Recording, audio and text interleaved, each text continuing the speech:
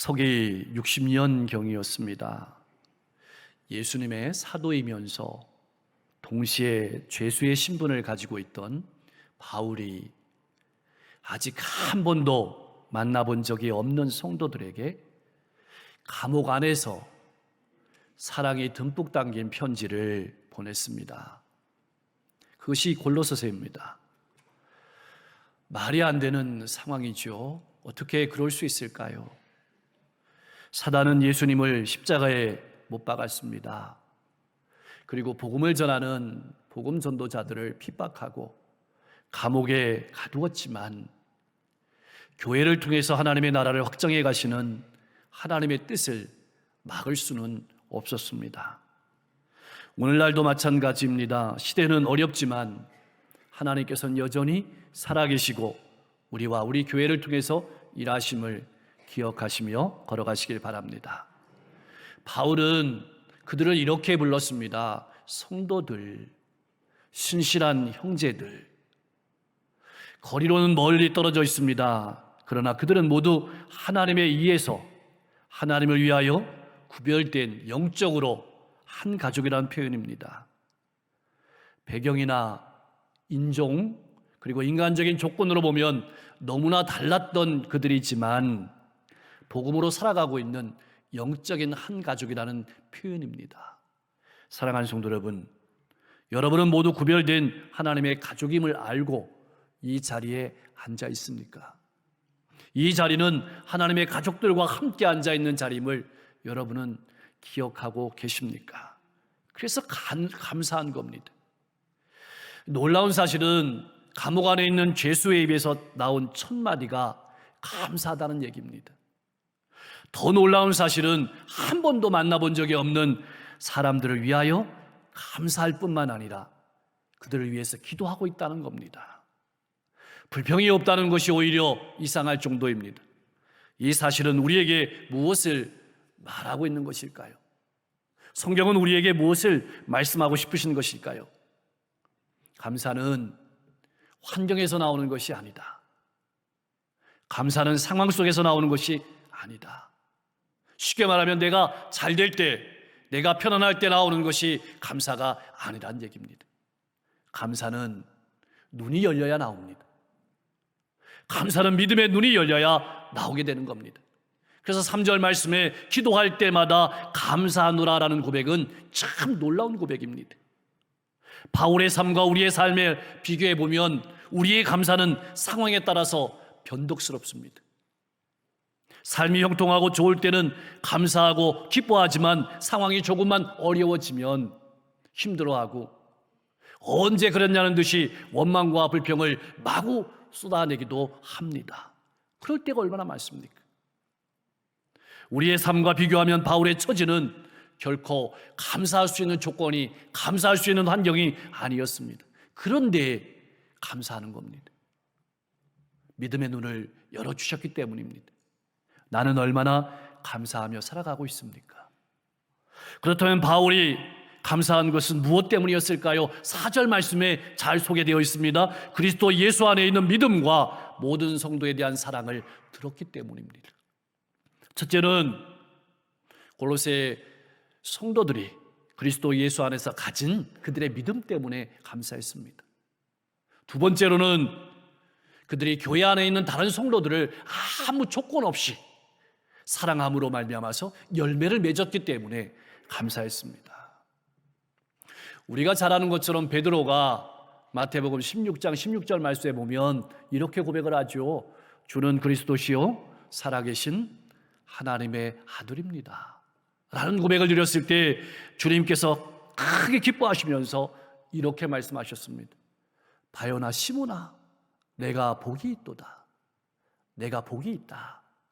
이를 내게 알게 하니는 혈육이 아니요 하늘에 계신 내 아버지시니라. 그렇게 말씀하셨습니다.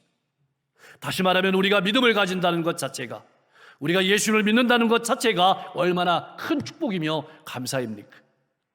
그런데 믿은 지 얼마 안 되는 초신달의 삶 가운데에서 그들이 살아가는 삶이 어려운 환경 속에서, 박해 속에서도 믿음을 신실하게 지킬 뿐만 아니라 믿음대로 살아가고 있고 사랑이라는 풍성한 열매를 맺는 것을 바라보는 바울은 기쁜 겁니다.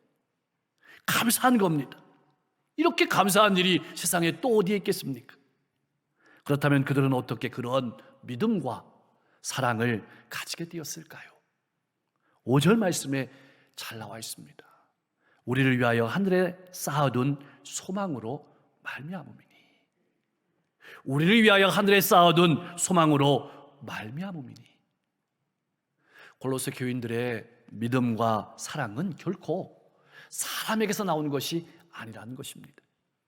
감정에서 나오는 것이 아니라는 것입니다. 하늘에 쌓아둔 소망으로부터 나왔다고 합니다. 하늘에 쌓아두었다는 것은 확실하다는 뜻입니다. 분명하다는 뜻입니다. 어떤 것으로도 부도나는 일이 없다는 뜻입니다. 바울 사도는 고린도전서 15장 19절 말씀에서 이렇게 선언했습니다. 우리 같이 한번 읽어보겠습니다. 만일 그리스도 안에서 우리가 바라는 것이 다만 이 세상의 삶뿐이면 모든 사람 가운데 우리가 더욱 불쌍한 자이리라. 아멘.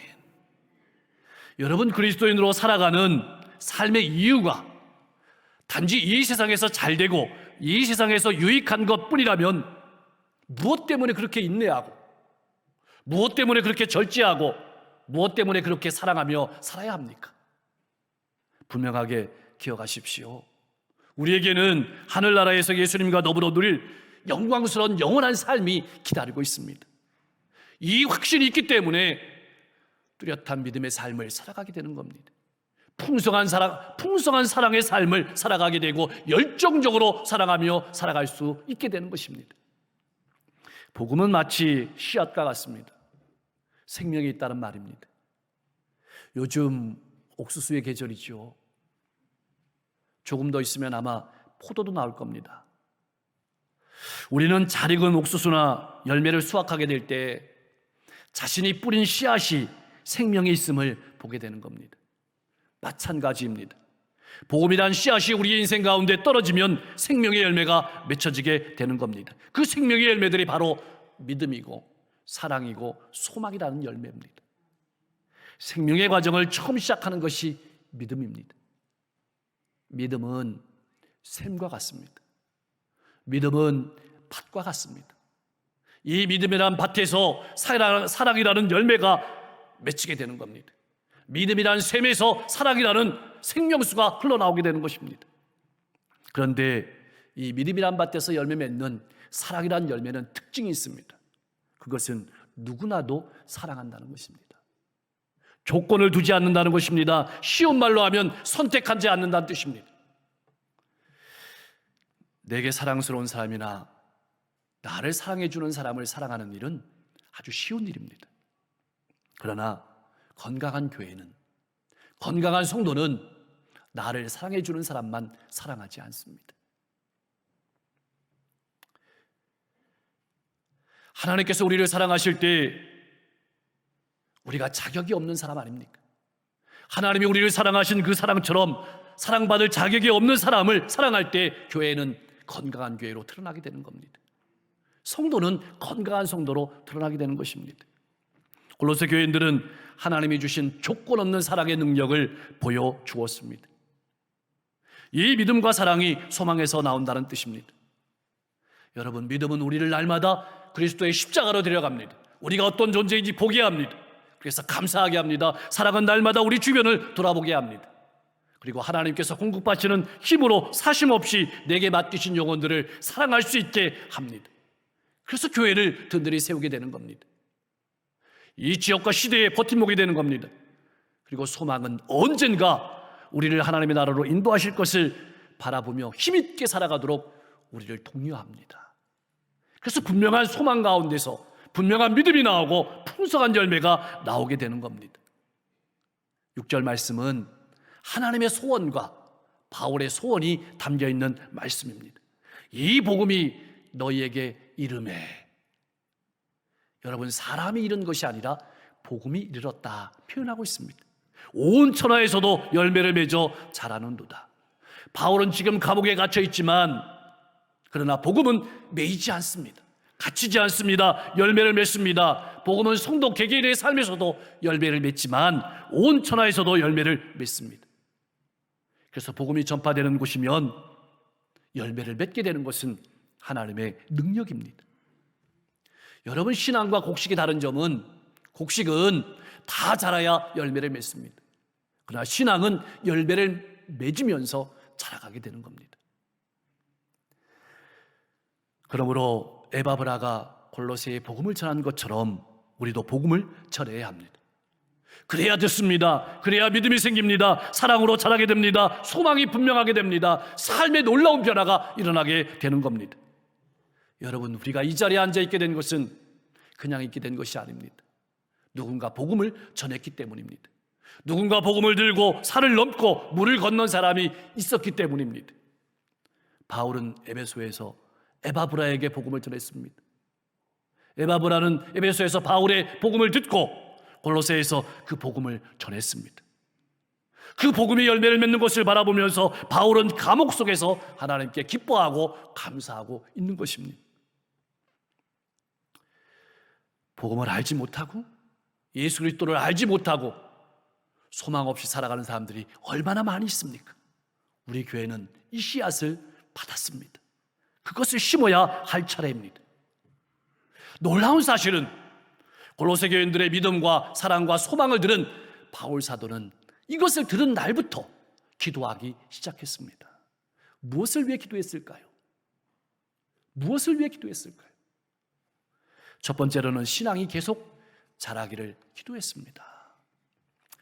우리는 기도할 때 대부분 힘들면 많이 기도합니다. 어려우면 기도합니다. 힘들면 교회를 찾고 어려우면 교회를 찾을 때가 많습니다. 물론 그것도 당연히 드려야 될 기도고 좋은 기도입니다. 그러나 바울은 신앙생활을 잘하고 있는 성도들을 위해서 기도했습니다. 신앙생활을 잘할 때 기도했습니다. 왜냐하면 이단들의 공격을 막아내야 되기 때문입니다. 그리고 승리하고 열매를 맺어야 되기 때문에 그렇습니다. 또한 우리의 기도의 내용을 살펴보면 현재의 상황을 개선시켜달라는 기도가 주를 이룹니다. 개인적인 어려움을 즉각적으로 해결해달라고 기도할 때가 많습니다. 이런 기도도 당연히 드려야 될 기도이지만 우리는 오늘 말씀을 통해서 어떻게 기도해야 될지 돌아봐야 합니다.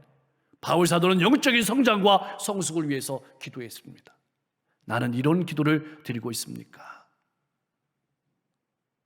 바울은 골로새 교인들이 하나님의 뜻을 알게 되고 더 나아가서는 그 뜻대로 살기를 원했습니다. 하나님의 말씀 가운데서 하나님의 뜻을 분명하게 알기를 원했습니다. 채운다라는 말은 하나님의 말씀이 우리를 주장하게 한다는 말씀입니다. 하나님의 말씀이 우리를 다스린다는 의미입니다. 하나님의 뜻을 알고 하나님의 뜻대로 살아가는 힘은 내게서 나오는 것이 아니라 신령한 지혜와 총명으로부터 나옵니다. 여러분, 자녀를 위해서 기도할 때 특별히 지혜를 달라고 기도하시기 바랍니다. 여러분, 배워서 아는 것이 지식이라면 지혜는 깨달아서 아는 것을 말합니다. 그래서 깨달아 알게 해달라고. 총명이라는 것은 무엇이냐면 그 깨달아 알게 된 것을 삶으로 적용하는 능력을 말하는 겁니다. 신령한 지혜와 총명을 달라고 기도하는 것은 하나님의 말씀을 깨달을 때 그 말씀을 깨달은 말씀을 그대로 살아갈 수 있는 힘을 달라고 기도하는 것입니다. 오늘 영적으로 혼탁하고 어려운 시대를 살아가는 우리 신앙인들이 반드시 드려야 될 기도가 이 기도입니다. 두 번째로는 주님 앞에서 합당하게 행하기를 기도했습니다. 그리고 범사에 하나님을 기쁘시게 해달라고 기도했습니다. 어떻게 하면 주님을 기쁘시게 할까? 이것이 바울 사도가 늘 살아가던 삶의 고민이었습니다. 그리고 삶의 행동의 기준이었습니다. 내가 하는 이 행동이 주님을 기쁘시게 하는 것인가, 사람을 기쁘시게 하는 것인가? 요즘 나의 기도의 제목은 무엇입니까? 나의 고민은 무엇입니까? 그렇다면 우리는 어떻게 하면 하나님을 기쁘시게 할 수 있을까요? 모든 선한 일에 열매를 맺음으로 말미암아서 하나님을 기쁘시게 할 수 있습니다. 사실 바울 사도는 지금 감옥 가운데 있지 않습니까? 그럼에도 불구하고 이렇게 하나님의 열매를 바라보면서 기도하고 있는 겁니다. 늘 주님의 은혜 속에 거하고 더 많은 영혼들을 사랑하고 천국에 대한 분명한 소망을 가지고 풍성한 삶을 살아가기를 기도하는 겁니다. 그래서 여러분 늘 기도할 때마다 내 삶을 변화시켜 주시옵소서. 그렇게 기도하시길 바랍니다. 여러분 두 번째로는 하나님을 아는 지식이 자라갈 때 하나님을 기쁘시게 하는 겁니다. 어떻게 하나님을 알아갑니까? 말씀은 하나님이 자신을 계시하신 말씀입니다. 우리가 말씀을 들을 때, 말씀을 읽을 때 하나님이 어떤 분이신지 알아가게 하옵소서. 그렇게 기도하시기 바랍니다. 또한 말씀에 순종할 때 우리는 하나님을 알게 됩니다. 그래서 우리가 사랑할 때, 용서할 때 우리는 하나님을 더 깊이 알아가게 됩니다. 세 번째로는 하나님의 능력을 힘입어서 기쁨으로 견디고 오래 참을 때 하나님을 기쁘시게 할 수 있습니다. 여러분, 견딘다는 말은 환난 중에서도 인내하면서 신앙의 길을 묵묵히 걸어간다는 것을 의미합니다. 오래 참는다는 말은 부당한 대우를 받거나 억울한 일을 당할 때, 아픔을 당할 때 끝까지 은혜를 베풀면서 원수 갚지 않는다는 것을 의미하는 겁니다. 여러분, 우리가 견디고 인내한다는 뜻은 바로 우리의 삶이, 우리의 인생이 소망이 하나님께 있음을 다른 사람들에게 보여주고 나타내는 것입니다. 그런데 이것이 내 힘으로 됩니까? 내 힘으로 안 됩니다. 그래서 기도하는 겁니다. 어떻게 기도합니까? 내 속사람이 강건해져서 어떤 상황도, 어떠한 아픔도, 어떠한 고통도 이겨낼 수 있게 하여 주시옵소서. 이렇게 기도하며 살아가시기를 바랍니다. 네 번째로는 하나님께서 주신 은혜에 날마다 감사하고 기뻐할 때 하나님을 기쁘시게 할 수 있는 겁니다. 여러분, 우리의 기쁨의 근거는 하늘에 쌓아둔 소망입니다. 하늘에 쌓아둔 소망은 누구입니까? 예수님입니다. 예수님이 우리의 기쁨이고 소망입니다. 사랑하는 성도 여러분, 오늘 말씀을 돌아보면서 요약합니다. 첫째로, 항상 감사하며 살아가시기를 바랍니다. 우리는 언제 감사합니까? 언제나 함께 하시며 언제나 나와 동행하시는 하나님을 바라볼 때 감사할 수 있습니다. 그런데 많은 사람들이 감사하는 삶을 살아가지 못하는 이유는 상황만 바라보기 때문에 그렇습니다. 바울 사도는 전혀 감사할 수 있는 상황이 아니었습니다. 옥살이하는 신세였기 때문이죠. 그것도 잘못해서가 아니고 복음을 전하다가 옥에 갇혔으니 불평이 나올 만도 합니다. 절망이 나올 만도 합니다. 우리 신앙생활이 이렇다는 얘기입니다. 내가 열심히 봉사하고 섬기고 헌신할 때 문제가 생긴다는 얘기입니다. 많은 성도님들이 절망적인 상황에 놓이게 되면 더 이상 희망이 없다고 마음으로 단정해 버립니다. 사방이 꽉 막힌 것 같고 더 이상 길이 없어 보이기에 절망하는 것입니다. 바울의 상황이 그랬습니다. 그러나 그는 하나님이 함께 하시고 하나님께서 일하시고 역사하심을 보았던 겁니다. 복음을 통해서 역사하시는 소식을 듣고 감사한 겁니다. 이제는 우리가 그렇게 감사해야 될 차례입니다. 그렇습니다. 우리가 아무것도 할 수 없을 때에도 하나님은 여전히 일하고 계십니다. 앞에는 홍해가 가로막혀 있고 뒤에는 이집트의 군대가 쫓아올 때 이스라엘 백성들은 소망을 잃어버렸습니다.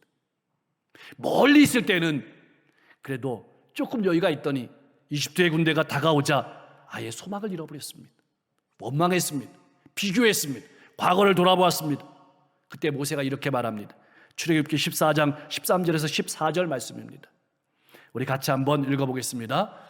모세가 백성에게 이르되 너희는 두려워하지 말고 가만히 서서 여호와께서 오늘 너희를 위하여 행하시는 구원을 보라. 너희가 오늘 본 애굽 사람을 영원히 다시 보지 아니하리라. 여호와께서 너희를 위하여 싸우시리니 너희는 가만히 있을지니라. 아멘. 하나님이 일하신다는 말씀을 이렇게 하는 겁니다. 우리의 삶이 어려워질 때, 그 어려움 때문에 우리의 마음이 무너지고 낙심될 때 여전히 나와 함께 하시고 일하시는 하나님을 바라보면 감사할 수 있습니다. 우리는 지금 코로나로 말미암아서 어려운 시대를 살아가고 있습니다. 한 치 앞도 보이지 않는 시대를 살아가고 있습니다. 모든 뉴스는 미래에 대한 소망을 잃어버렸습니다. 사람들의 마음도 점점 더 각박해져 갑니다. 내 힘으로 할 수 있는 것은 아무것도 없어 보입니다. 그러나 이 어려움 가운데서도 하나님은 여전히 일하고 계십니다. 우리와 함께 하십니다. 감사하며 힘있게 살아가는 믿음의 성도님들이 될 수 있기를 소망합니다. 두 번째로는 여러분 기도하십시오. 어떻게 기도하십니까? 내 생각이 변하게 해달라고, 내 삶이 변하게 해달라고, 하나님께서 주시는 힘으로 일하게 해달라고 기도하시며 살아가시길 바랍니다. 먼저 우리가 기도해야 될 것은 내 생각이 변해야 됩니다. 신령한 지혜와 총명을 주셔서 하나님의 뜻을 아는 것으로 내 마음을 가득 채우고 성장하고 성숙해서 건강한 신앙인으로 이 세상을 분명하게 살아가게 해달라고 여러분 기도하십시오. 그리고 우리의 삶이 변하게 해달라고 기도하십시오. 여러분, 선한 열매 맺는 삶은 거룩한 삶을 말합니다. 거룩한 삶을 살다 보면 우리의 신앙은 자라게 됩니다. 우리의 신앙이 자라면 어떤 상황 가운데서도 낙심하지 않게 됩니다.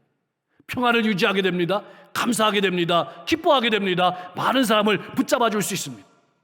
또한 여러분, 기도할 때 힘을 달라고 기도하십시오. 견디고 인내할 수 있는 힘을 주셔서 어떤 불의와 어떤 악함, 어떤 어려운 환경 속에서도 이겨내고 하나님의 나라를 확장해가는 존재로 변화시켜달라고 기도하며 살아가시길 바랍니다. 왜 우리가 이렇게 기도해야 될까요? 상황은 늘 변하기 때문에 그렇습니다. 내 마음이 강건해져야 삶과 삶에 대한 믿음이 있고 사랑이 넘치고 소망이 넘치고 하나님이 주시는 힘이 있어야 어떤 상황 속에서도 하나님의 자녀로 천국의 백성으로 건강한 삶을 살아갈 수 있기 때문입니다. 사랑하는 성도 여러분, 하나님께서 코로나 시대를 우리에게 주신 이유가 무엇일까요? 신앙의 본질을 회복하고 신앙의 힘을 회복하고 하나님의 자녀로 복된 삶을 살아가게 하시려고 하시는 것은 아닐까요? 모든 사람이 낙담하며 절망하며 소망을 잃고 살아가는 이 시대 가운데 여전히 하나님이 나와 함께 하시고 하나님이 일하시고 계심을 보며 감사하고 나를 통해서 하나님의 나라를 이루어 가시려고 확장해 가시려고 하시는 것은 아닐까요? 바울이 감사하며 기도했던 것처럼 이제는 우리가 하나님이 함께 하심을 바라보며 기도하며 열매 맺으며 살아가는 하나님의 백성들이 다 되실 수 있기를 주님의 이름으로 간절히 축원합니다.